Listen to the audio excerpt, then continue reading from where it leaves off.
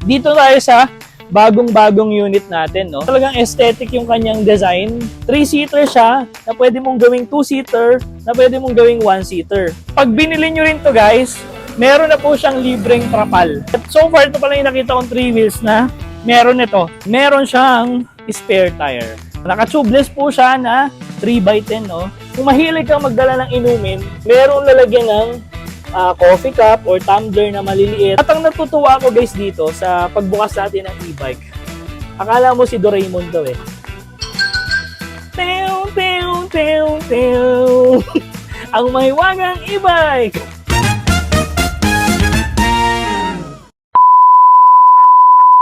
What's up, kamusta mga ka-electric? This is Evia Hemoto, ang inyong lakwatsero at galang e-bike rider. So ngayon nga mga ka-electric, nandito tayo ngayon sa NXT La Union. Ito ay located sa P. Burgos, Barangay 1, San Fernando, La Union. So tara, pasok tayo. Tignan natin kung ano yung mga e-bikes na meron sila. So ayun, meron tayong bagong unit dito pero mamaya explain ko yan sa inyo. So check muna natin isa-isa yung unit nila. Meron silang NXT Voyage. Ayan. Meron din silang NXT Porto. At syempre, di mawawala. Ngayon ako nakakita ng parang maroon siya or parang candy red na Voltaris Pro S. Ayan, Pro S yan. Nag-105 kilometers per hour yan. Meron din tayo ditong Voltaris Base.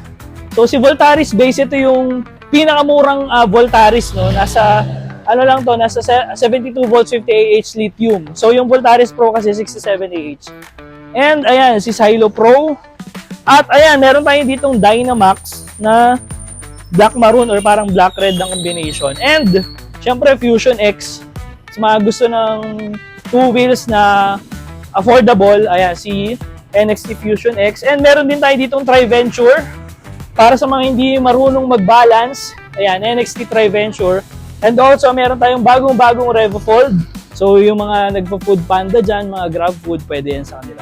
And yun nga, punta na tayo sa ating, meron din tayong mga 3 wheels, 4 wheels dun sa likod, no?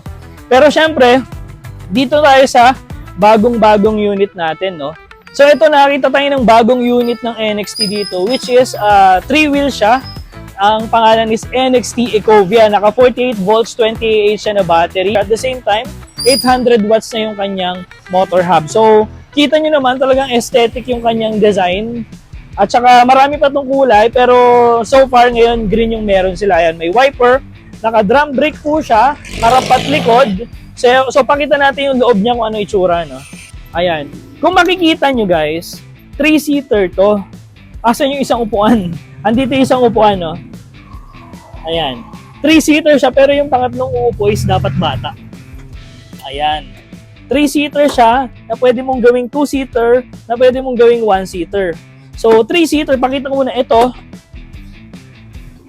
Meron siyang compartment dito sa ilalim kung gusto niyo lagyan ng ng mga pinamili nyo. Ayan, pwede. Kung ayaw nyo naman, alisin natin siya. Ibaba natin itong upuan na to. Tapos, kung gusto ng driver, ito yung upuan niya. Ayan siya. Diba ang galing? So, gusto mong gawing 3-seater, balik mo lang din siya. Ayan. Tapos, angat mo lang din yung upuan dito ng bata. Ayan siya. So, bukod dito sa compartment na to, sa ilalim nito, meron din siyang compartment guys sa likod. Kung halimbawa, gusto mong gamitin yung compartment sa likod. Ayan. Ito po, may compartment dito sa likod. At ayan. Ito yung compartment niya sa likod guys. Ayan. Malawak din. Malalim din siya. So, kung marami kayong daladalahin, pwede ring paglagyan dito. Halimbawa, hindi pa kayo satisfied sa compartment dito. Saka sa compartment dito sa harap. Dito sa natin, may sabitan ka pa. Ayan. And then, bukod sa sabitan dyan, meron pang 2 pockets dito na malalim din naman talaga. Okay? Yan. Alam nyo ba guys, isa sa mga nagustuhan ko pa dito, kasama na tong cellphone holder na to. At ang astig na tong cellphone holder na to, kasi any phone pwede mo naman ilagay kasi bumubuka yan. Pag nalowbat ka, katabi na yung charging port. Diba ang astig, may charging port na siya. Kung may wire ka, saksak mo na lang diretso dito sa phone mo. Switch ng wiper. And then, sige, pakita natin yung wiper. Naka-hazard siya.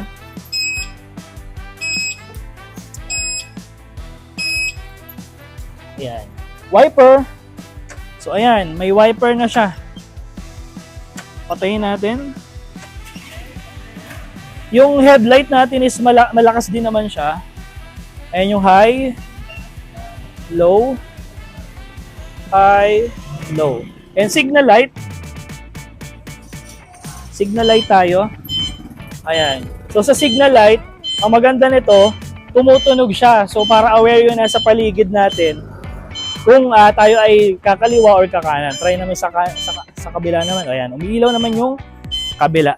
Tapos, ito ay may reverse naman, no? Kung mga nagmamotor kayo, baka ibaba nyo pa yung paa nyo, itulak nyo, no? May reverse po ito and meron din siyang speed 1, 2, and 3. So, 48 volts nga, 28 yung kanyang battery. Ang kanyang range is 20 to 40 kilometers.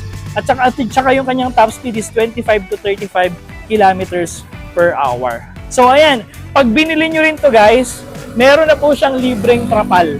Kasama na yung trapal niya, no? Sa iba kasing e-bike, walang trapal na kasama. So, kung meron man, bibilin mo siya ng bukod. At alam nyo ba, so far, ito pala yung nakita kong 3 wheels na meron nito. Pakita natin.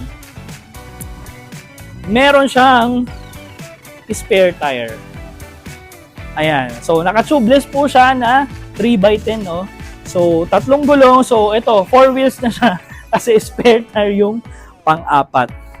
Ayan. Tubeless na siya, kaya madali siyang pasakan just in case mabutasan ko yun ng galong or sa gitna ng kalsada, kailangan nyo magpalit, at least meron na siyang spare tire. Bukod pa dyan guys, pasok tayo dito sa loob. Kung mahilig kang magdala ng inumin, kita nyo naman, oh, merong lalagyan ng coffee cup or tumbler na maliliit or medyo may kapayatan. Ayan siya. At ang natutuwa ako guys dito sa pagbukas natin ng e-bike, akala mo si Doraemon to eh. Tew, tew, tew, tew. Ang mahiwagang e-bike. So makikita nyo ito kanyang panel. Malaki-laki na rin. Makikita mo yung kanyang voltage. So alam mo kung full charge ka or low bat ka na.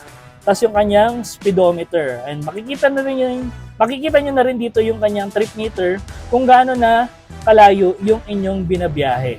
Tapos, isa sa mga safety features itong ating e-bike na to, si NXT Ecovia, meron siyang lock dito na kung saan halimbawa yung kalsada na pagpaparadahan natin is medyo stiff, kagaya kanina medyo stiff, pwede mong i-lock dito. Ayan, kabilaan, ilalak natin yung brake levers natin. So, ayan o, kita nyo, hindi mo na siya maitutulak. Ayan, kasi nakalak po yung kanyang mga brake levers.